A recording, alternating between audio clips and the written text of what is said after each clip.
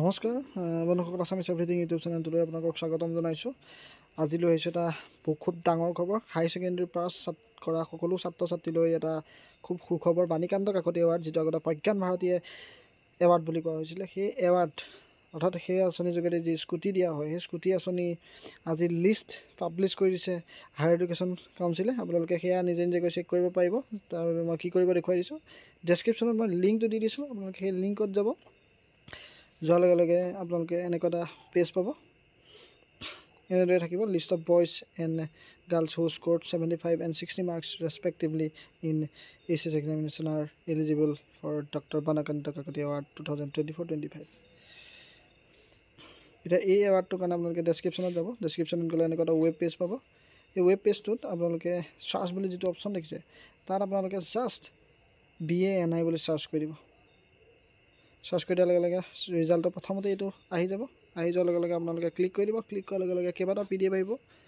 Boys arts, boys commerce, boys science, boys vocational, girls arts, girls commerce, girls science আৰু girls vocational PDF। গতিকে ভকেশ্যনেলখিনিকো দিয়া হয় এই আঁচনিৰ। তাৰপিছত আপোনালোকে ক্লিক কৰি দিয়াৰ লগে লগে PDFটো ডাউনলোড হ'ব, আৰু ডাউনলোড হোৱা PDFটো আপোনালোকে এনেদৰে চাব। সকলোৰে নাম আহিছেনে। আপোনালোকে যদি অহা নাই তেতিয়া ইমেইল কৰিব লাগিব। এনেদৰে দেখিছেনে। ছাত্ৰ ছাত্ৰীসকলক জনাওঁ যে ছাত্ৰসকলৰ বাবে 75% ন্যূনতম মাৰ্ক ধাৰ্য কৰি দিছে অসম চৰকাৰে। দেখিছেনে, 170 পেজৰ এইটো PDF আপোনালোকে ডাউনলোড কৰি ল'ব আৰ্টছৰখিনি। আৰু ছায়েন্সৰখিনিৰ কাৰণে এক্সট্ৰা আপোনালোকক মই যিটো প্ৰচেছ দেখাইছোঁ, সেইমতে আপোনালোকে ডাউনলোড কৰি যিটো ক্ৰমত গৈ আপোনালোকে ফাইণ্ড পেজ কৰি আপোনালোকে নিজৰ নাম বা ফোন নম্বৰটো আপোনালোকে ইয়াত যদি চাৰ্চ কৰি দিয়ে, তেতিয়ালৈকে আপোনাৰ এগেইনষ্টত স্কুটিৰ নামত আহিছেনে নাই আপোনালোকে সেইটো আহি যাব। ঠিক একেধৰণে বেক হৈ যাব ছাত্ৰীসকলেও। আপোনালোকে গাৰ্লছ আৰ্টছ, কমাৰ্চ ছায়েন্সৰ PDF যিটোতে আপোনালোকে পঢ়িছিলে, সেইটো PDFটো আপোনালোকে ডাউনলোড কৰি ল'ব। আৰু বহুতো স্কুটি দিছে।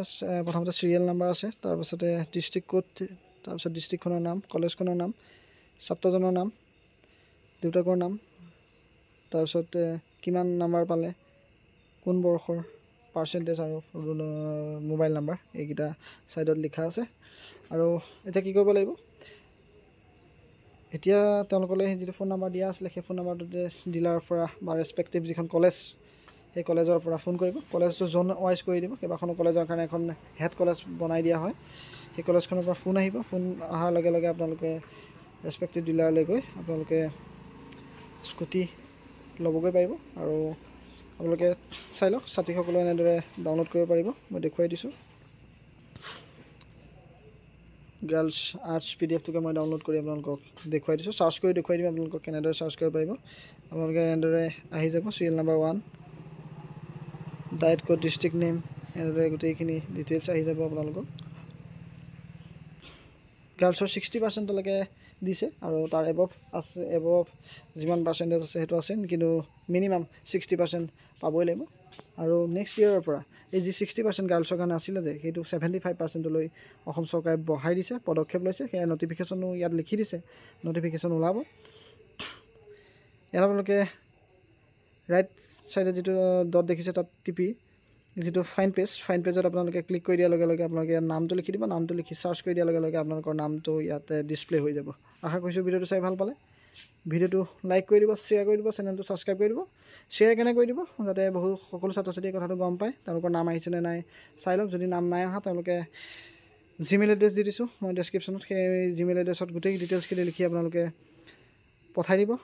আপোনালোকৰ ৰোল নাম্বাৰ এগেইনষ্টত ভেৰিফাই কৰি চাব। তাৰপিছত যদি আপোনালোকৰ নামটো তেওঁলোকে দিব লাগে বুলি ভাবে, তেতিয়া ইয়াত দি দিব। গতিকে আশা কৰিছোঁ আজিলৈ ধন্যবাদ। শুভৰাত্ৰি।